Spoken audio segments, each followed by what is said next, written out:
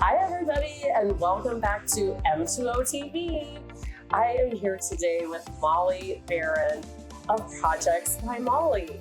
We met, believe it or not, in Chicago at the Small Business Expo. Any of you business owners out there, here's your first little tip for organizing your business. Head to your local expos and meet other great business owners, and you'll find wonderful connections like I've found with Molly.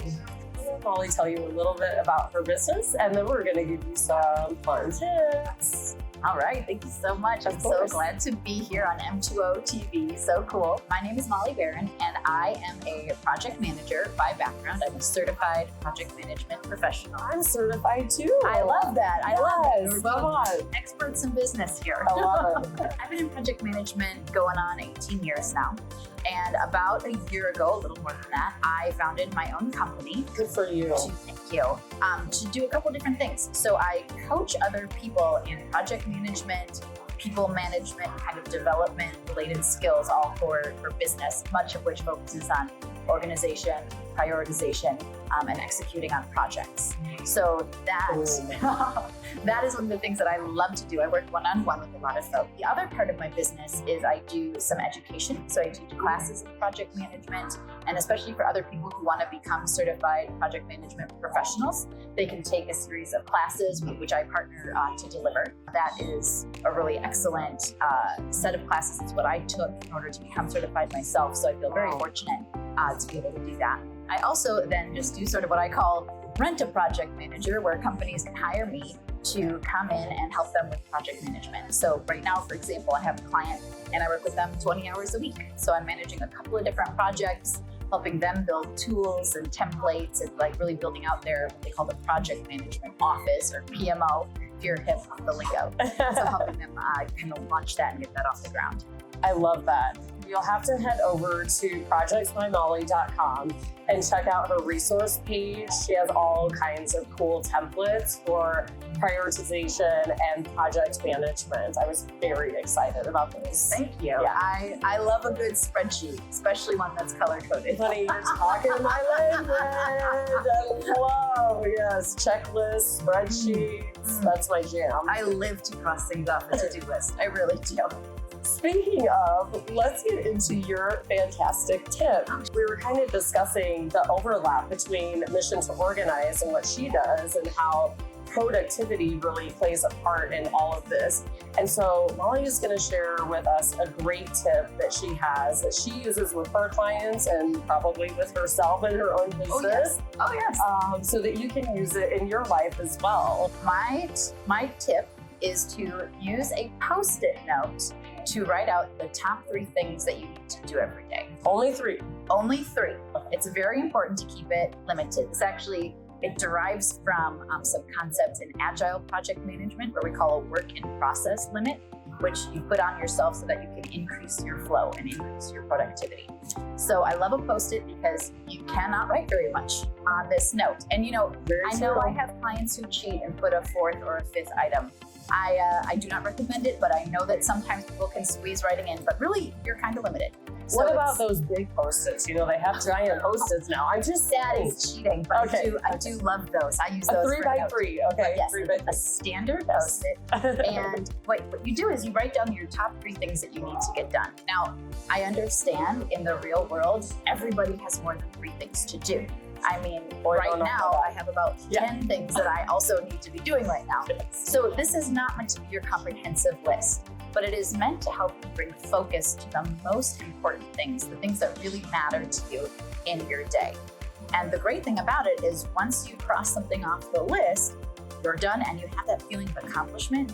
And at the end of the day, you can rip it off and crumple it up and have that recycle bin moment. And it's just like all is well and good with the world again for me. I love it. Now I will say, sometimes if you have like a burning 4th one that you have to do, you can put it on there if your first one's crossed off. Okay. So like no more than 3 open, and that's kind of how I help people get around it. Because sometimes there just are more important things that there's nothing in Post-it law you can do about it. But I really find that this helps my clients get focus. It helps bring some accountability to what they're doing. And it's also a really simple way. If you've got to post it and it's 2:30 and nothing's checked off, well, now you know what you need to hustle on to make sure that you get done. It's also something that's pretty easy to understand. Yeah. I've never had somebody had a hard time figure out how to make the post-it work. But once they start to implement it, folks see huge results. I mean, I'm talking turn your job performance around results for my clients. I love it. Yeah. So here's a question. Yeah. You said, let's say you have 10 things to do, but there's like really, really hard 5 and then like super easy and fast 3. Which ones do you put on the list? Do you put the hard ones on the list? Do you put the easy ones on? Because I think people tend to I'm gonna put the 3 easy things because I know that I can accomplish it, but then these other lingering harder things, which may have more priority and be more important, get lost in the shuffle and they don't make it on tomorrow's posted or the next day's posted. So this is where I borrow a line from Mark Twain, who said, if you eat a frog first thing in the morning, nothing worse will happen to you all day. So the frog represents that terrible thing, the thing that you've been avoiding, the thing you know you have to get done, the important thing, but you just don't wanna. You have to put at least 1 frog on your post-it. Okay, every day, at least. Now, if you can do 3, first of all, good on you. Yes. You're gonna feel so much better. But that's a lot for a lot of people to start with. So I say 1 frog, and then 2, they just have to be important, right? So if they're quick and important, that's a win. Bank it early and then tackle the rest of your mountain with the rest of the day. But you gotta have 1 frog on there. I love it. So this is ironically a concept that I have found on my own bookshelf at home.